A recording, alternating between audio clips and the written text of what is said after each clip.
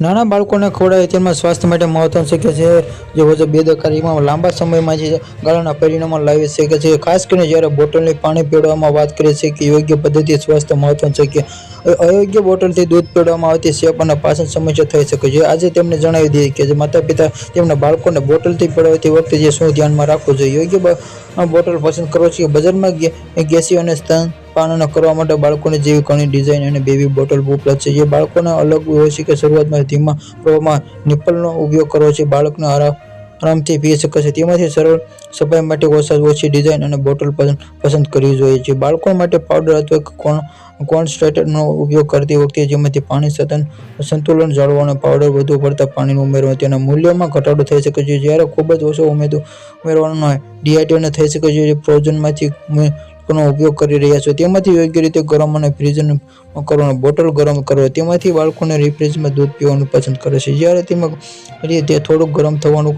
લાગે તેમાંથી બોટલ ગરમ કરવા માટે થોડી મિનિટો બાદ ગરમ પાણીનું બોળી રાખો અને માઇક્રોવેવનો ઉપયોગ ન કરવાનું ધ્યાન રાખો કારણ કે દૂધને વધુ ગરમ કરશે તે બાળકોને બાળી શકે છે. બોટલનું દૂધ કેટલાક સમય બોલે છે તેમાં માતા રિફ્રેશમાંથી જે 4 દિવસ ફ્રીઝરમાં છે તે 12 મહિના સુધી રહે. એકવાર બોટલથી દૂધ પીવડાવવાનું શરૂ કરો 2 કલાક સુધી સુરક્ષિત રહે છે અને ફોર્મ્યુલા તૈયાર કરો અને 24 કલાક સુધી રિફ્રેશમાં આવી શકે છે. બાળક પીધા પછી 1 કલાક અંદર તેનું સેવન કરવું જોઈએ.